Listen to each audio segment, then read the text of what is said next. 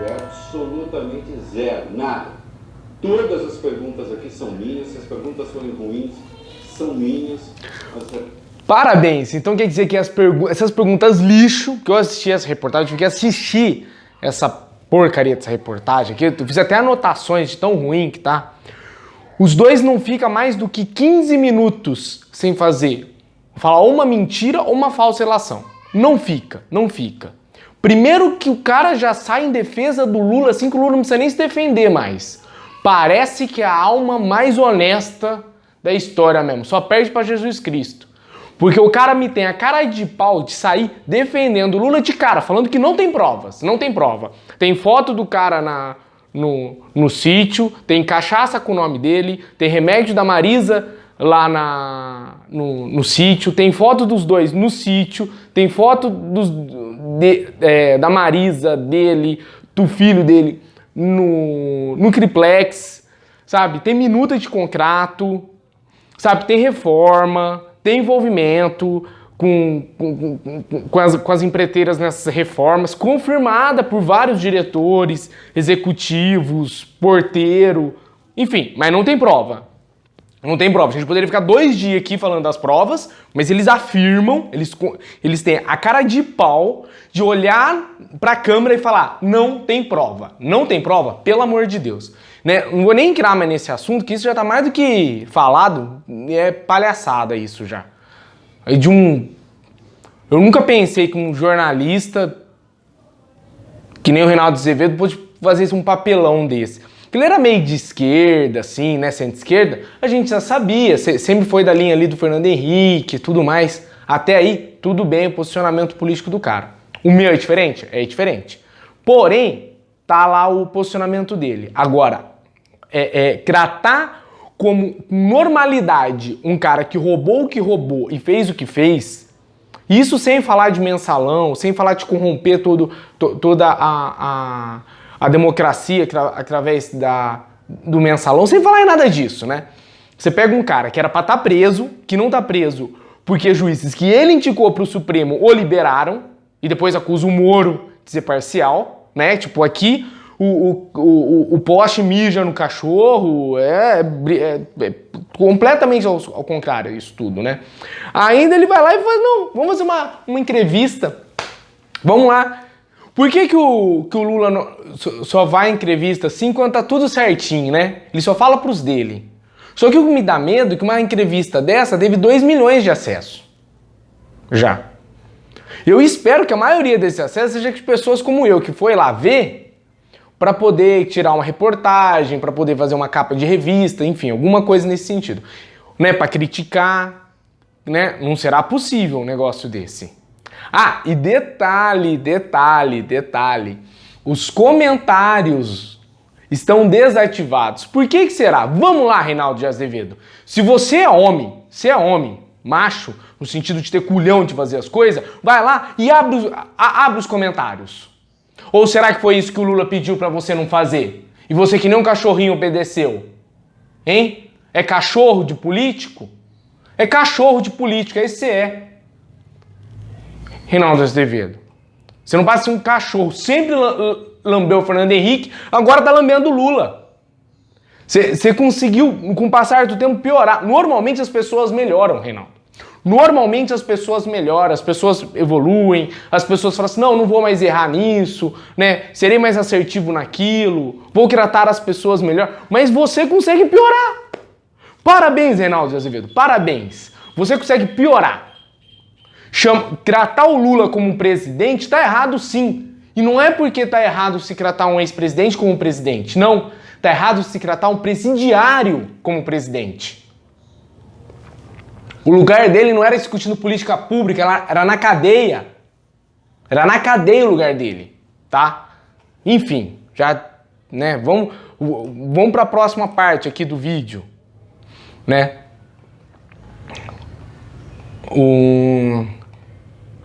Essa parte eu acho muito legal, né? Eu só vou pegar algumas partes, eu não vou pontuar ponto a ponto, porque eu já te falei, não dá 2 minutos, 5, 10 minutos no máximo, já tem 2, 3 besteiras, eles falam muita merda, não dá pra acompanhar o nível assim. Mas, pô, o cara me teve a cara de pau de se chamar de liberal. aos 34 minutos da conversa, né, o cara me tem a cara de pau se chamar de liberal. É o Bolsonaro, aí enche de general. Tem Aqui ele tá falando dos... Ele diretoria, ou seja, moralizar o Supremo Acordo, e eles tinham um projeto político. O Moro foi tratado como se fosse Deus. O senhor falou uma coisa aí, e aqui certamente nós vamos ter uma divergência de fundo, né? Porque o senhor sabe que Essa parte é demais. Ele vai ter uma divergência de fundo. De fundo! Se você tem uma divergência, uma leve discordância de fundo, ou seja, detalhe, de minúcia, com o presidiário, desculpa, você quer que eu te fale o quê? O que você é? Qual o nível do seu caráter? Não, isso sem falar em crimes mais bárbaros, né? Que provavelmente ocorreram no interior da cidade de São Paulo, não é mesmo? O Celso Daniel, até hoje um mistério, por que será? E com esse tipo de gente, você tem uma discordância de fundo. Oh, que nobre é você. Desculpa, cara. Não tenho o que falar. Essas coisas que você fala nessa reportagem não dura um Google. Você pegar essas coisas não dura um Google. É de uma canalice, de uma cara de pau isso, sabe? Que não tem... Abre os comentários, vai lá, negão, abre os comentários. Você não é o bom? Você não é o independente? Vai lá, abre os comentários pro povão falar o que acha dessa entrevista.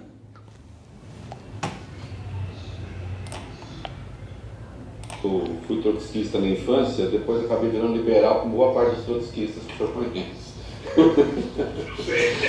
Não, aqui é uma coisa interessante. Aqui ele vira e fala assim, não, eu fui de esquerda, né? Ele dá o nome de um partido de esquerda na época, né? Que na verdade não é partido, é uma linha, mas enfim. Aí ele fala, não, mas depois eu virei liberal. Só que, vamos ver o que é ser liberal pra ele? Esse liberalismo, eu brinco, liberalismo Paulo Guedes, que é da década de 50 para o Brasil da década de 80 e nós estamos em 2021. Mista, e que o Estado... Reinaldo, eu vou contar uma coisa. Não, peraí que eu vou até pegar aqui o... Eu dizia, eu vou governar para todos. Agora é preciso compreender que dentro desses todos, o povo pobre vai subir um degrau da escala social. No minuto 36, em torno do minuto 36, ele se chama de liberal. Eu tive uma conversa com Obama por ocasião da quebra do Lehman Brothers. Eu sou contra o governo empresarial. O Lula fala que ele é contra o governo empresarial, mas tem que ter empresa. Tem que ter empresa. E na época que ele estava lá em 2007, ele até ligou pro Obama, pro presidente dos Estados Unidos. Ele só esqueceu um detalhe. Não era o Obama o presidente. Era o Bush. Mas aí pega mal falar que ele ligou pro Bush, que o Bush, na verdade, é como se fosse da direita, né? Então... E aí? Pô, não sustenta um Google. Vai lá, no minuto... não precisa assistir a reportagem, a entrevista inteira, não, porque, nossa, tem que ter estômago pra isso. Eu e Deus sabe quanto sorrisal eu tomei pra assistir essa porcaria. Mas, pô, no minuto aqui, 35 ele começa a falar nisso. Que o Barack Obama falou, não, mas eu não tenho essa glória nos Estados Unidos. Quer ter banco nacional, quer ter um monte de hospital público. Só que lá as coisas funcionam. Você conhece algum americano que fugiu dos Estados Unidos e vem pra cá? Algum americano que fugiu dos Estados Unidos e foi pra Cuba? Você vê o contrário, né? Brasileiro, argentino, cubano e ir pros Estados Unidos, né? Porque lá é muito ruim, claro. A pessoa só vai pra um lugar ruim. É um animal. Mas eu sou favorável a um governo que seja indutor do processo de desenvolvimento. Então cabe a privatização. Inclusive, depende de alguns setores, os setores estratégicos não serão privatizados. Tá. Quais? Cara, essa parte eu acho demais. Ele responde como se ele já tivesse eleito. Alguns setores estratégicos, os setores estratégicos não serão privatizados. Então, mas só tem um detalhe. Esse cara que tá falando isso não é um candidato normal. Esse é o ponto que eu quero chamar a atenção. Não é um candidato normal.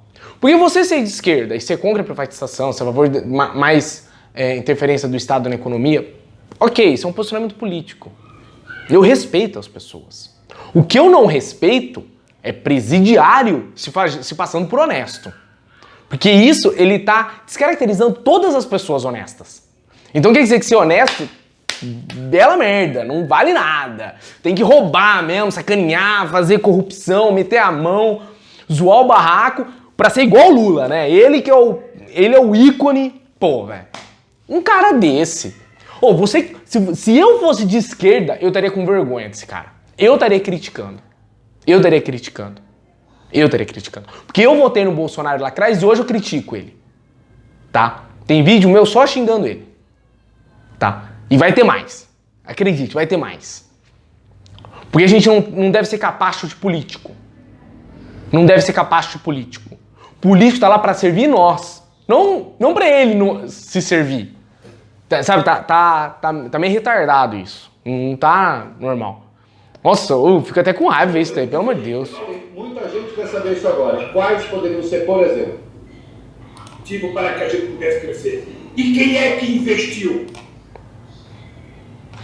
Não, e é legal que o Renato Azevedo vira e fala assim, quais poderiam ser privatizadas? Aí ele fala que algumas não poderiam ser privatizadas, dando a entender que todas as outras talvez poderiam ser privatizadas. Então assim, e fala que poderia ser de economia mista, tipo uma Petrobras. Porque economia mista para política é excelente. É excelente. Porque ele mantém um controle, injeta dinheiro do mercado na empresa, cresce a empresa, dá uma salvada nela, assim, passa um pano nas contas para melhorar ela e toca o barco para frente. Só que ele continua com acesso, né, à diretoria, ele continua com acesso à empresa, né, setor de compras dela, de vendas, enfim, né, se vai crescer, se vai diminuir, se vai investir mais ou menos, né, a questão da precificação. Vai ter um outro vídeo meu só falando de precificação, por que o governo não tem que precificar nada, mas enfim. Cara, é tão ridículo que uma reportagem dessa, ela não deveria ser levada a sério. Eu prefiro ver. Se é pra ver alguém de esquerda falando coisas que eu não concordo, tá bom. Então vamos ouvir, sei lá, o Felipe Neto no Roda Viva. Beleza, ok. Pelo menos ele não é bandido. Entendeu o ponto? Você pode ser de esquerda, só não pode ser bandido. Se é bandido, tem que estar preso. Aí o cara não fica preso, ainda por cima não quer virar presidente? Faça-me o favor. Banco do Brasil, a Caixa Econômica Federal, a Petrobras e o BNDES. O Obama falou, Lula, eu não tenho aqui esses bancos. O Obama não tem ali. O Obama não era nem presidente dos Estados Unidos. Como que um presidente brasileiro ligou para outro presidente? Você ligou pro Bush, tá vendo? Ele começa a criar histórias, o cara mente de maneira compulsória, sabe? Eu tô falando, pega e faz o teste, não fica 10 minutos sem fazer uma mentira deslavada, não fica. O Congresso vai me derrotar. Eu falei, quando aqui no Brasil... Presta atenção, ele mesmo falou, se eu fizer isso, o Congresso vai me derrotar. Ou seja, ele tá falando como se o Obama fosse realmente presidente. Ele não tá falando disso como uma especulação política, nada disso. A conversa tá bem clara ali. Né? Vamos manter a cronologia das palavras. Aqui no Brasil, nós colocamos 100 bilhões na mão do BNDES para ele investir no setor produtivo, investir no PAC. Então, se o Estado for democrático, engraçado, né? Ele fala que ele colocou 100 bilhões para investir através do PAC, né, via BNDES. Quem será que pegou esses 100 bilhões? Nas licitações, nas obras? Qual será a construtora que pegou isso, hein? Quer fazer uma pesquisa? Eu tenho aí sim, uma relação Eu tenho um pensamento que eu acho que é mais ou menos por aí. Você... Deixa eu pegar aqui mais coisas que eu tive que listar aqui, porque é tanta besteira que esse pessoal fala. Lula assumiu que ele vai no Brasil comparado com os Estados Unidos.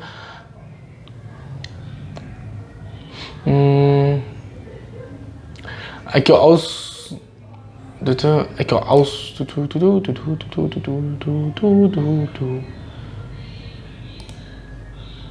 mais alto do Brasil e tem mais desemprego que o Brasil.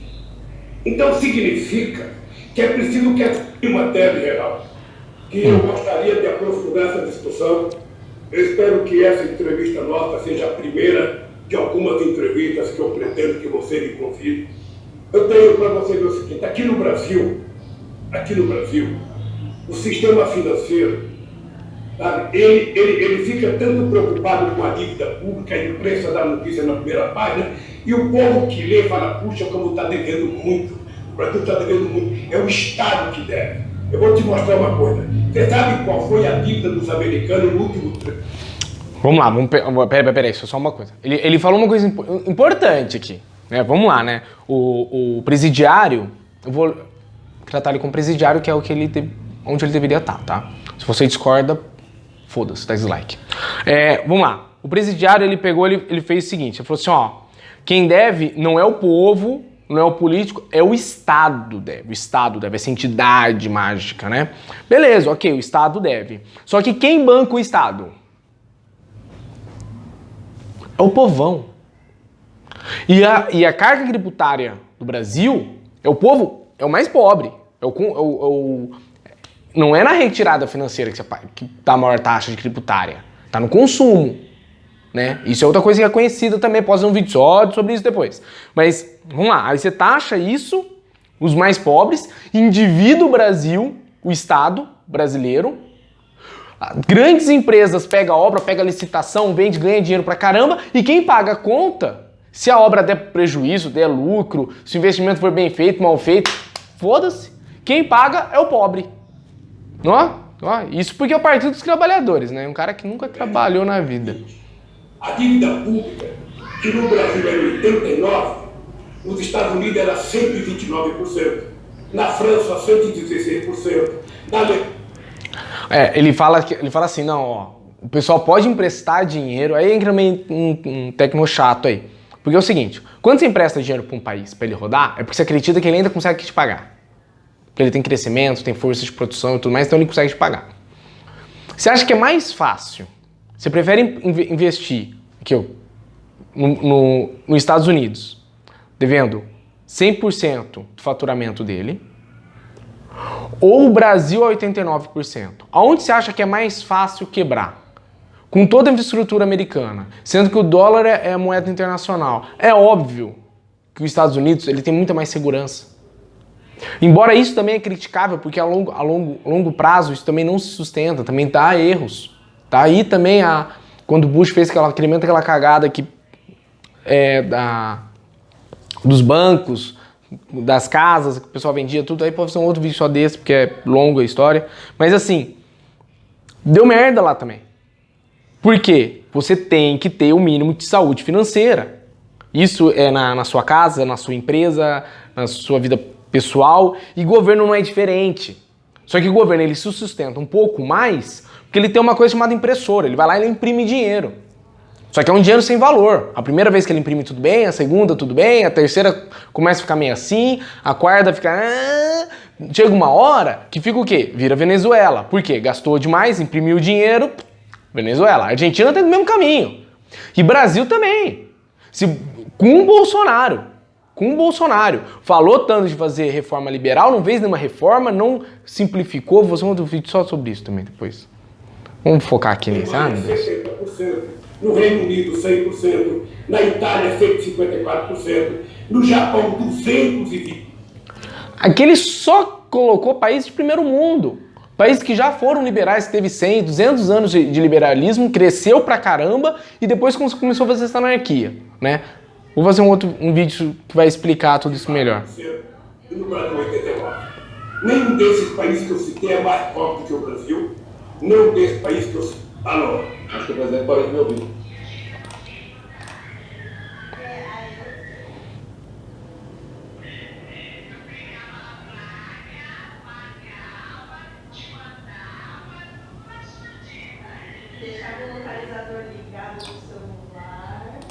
Se fez assim. Você veja uma coisa, ele colocou o ministro das Relações Exteriores, que eu nunca vi ninguém mais bruto, mais ignorante e menos... Meu Deus do céu! O Lula tá falando mal de relações exteriores. O cara que ele virou as costas praticamente para a Europa, para o Canadá, para Estados Unidos e Japão e ficou fazendo amizade com o Irã, com Coreia do Norte. É sério. Tipo, chega a ser bizarro. É o sujo falando mal lavado. Sabe? Com todas as críticas que eu tenho ao Fernando Henrique, a melhor gestão de política externa que a gente teve até hoje foi do Fernando Henrique. Foi a melhor. Não foi incrível, não foi maravilhosa, mas foi a melhor. Porque ele é muito bom? Não, porque o resto é muito ruim. Muito ruim. Lula, Dilma, Temer não dá nem pra contar porque ele ficou 2 anos e todo enrolado, ele não conseguiu nem fazer política externa. Né? Ele não conseguiu nem respirar pra isso, né? Mas, cara, foi muito ruim. Todos foi ruim. Todos foi ruim. O Brasil nunca foi respeitado. Nunca foi respeitado. O Brasil sempre teve uma marca de um asterisco de cuidado. Pega a reportagem da época que você vai ver isso. Bande contra a fome, abraça essa ideia, vai entrar, se tiver. O governo, pelo amor de Deus, aceita o conflito da ciência do coronavírus. Fecha a boca, Bolsonaro. Não adianta ficar falando por parte, deixa o médico falar por você. É engraçado, né? Ele fala tanto do Bolsonaro, não, deixa a ciência falar, né? Tudo, né? Tanto esse ar de pessoa sensata e tudo mais. Mas quando o Brasil tava desesperado, pedindo, tinha dinheiro, e não por conta dele, por conta das commodities, que também eles falam aqui nessa pseudo-entrevista, né? O Lula ganhou, o Lula tava com uma carta na manga.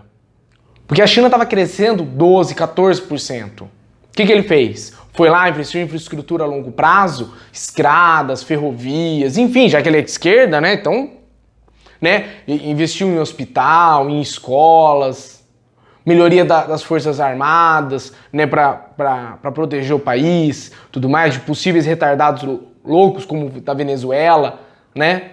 Enfim, não.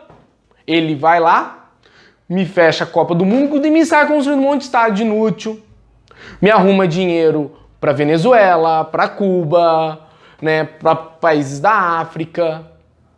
Então assim, agora ele fala que o Bolsonaro só tá falando merda, que não tem hospital, que não tem vacina. Caraca! A melhor fase da economia global, onde o Brasil tava surfando, que todo mundo precisava do Brasil, preço das commodities estava lá em cima, né, os grãos, os ferros, né, o cara tava lá em cima. O que ele me fez? Socou dinheiro num monte de lugar, né, enfim, só fez cagada. Da mesma forma que você não sabe falar sobre economia, não sabe. Veja uma coisa, esse manifesto, mesmo que eu sou a favor, não tive incomodado votando no Haddad. Essa gente... E eu não sei se homem só suportaria um sinal, um não. Também eu não preciso da República. Esse ano de 2021, eu não quero discutir 2022. Eu quero deixar aqui para o povo brasileiro, Reinaldo, através dos microfones do teu programa, eu digo que esse ano é o ano de todos nós que temos responsabilidade com esse país. Porque diz que o contrato dele empresarial não permite. Não tem peixe. Você pode pescar qualquer coisa. Olha, é procurar. Eu fui presidente da República. Eu convivi com toda essa gente. Reinaldo, você lembra de uma coisa? Quando eu fui candidato em 2010... Eu estou dizendo que o senhor pode ser o candidato do centro também. Reinaldo, deixa eu lhe falar uma coisa. Em 2010 eu fui candidato, eu não tive um governador que falasse mal do governo. Até o Zé Serra aqui em São Paulo, que era o principal adversário do PT, a primeira aparição dele na televisão foi com uma foto minha dizendo que era meu amigo. Então, veja, se tem uma coisa que eu sei construir é relações humanas. Eu não acredito na política sem tocar na mão das pessoas. sem abraçar. Nossa Senhora. Bom, aí no finalzinho da entrevista ele vai para aquele populismo largo e tudo mais, falando que ele precisa tocar na mão das pessoas e tudo mais, que esse ano não vai falar de política, né? Esse ano ele vai pensar no Brasil e tudo mais, sabe? Que não sabe se vai ser candidato. Ah, pelo amor de Deus. A candidatura dele, ele quase foi candidato na cadeia, imagina fora da cadeia. Isso é piada.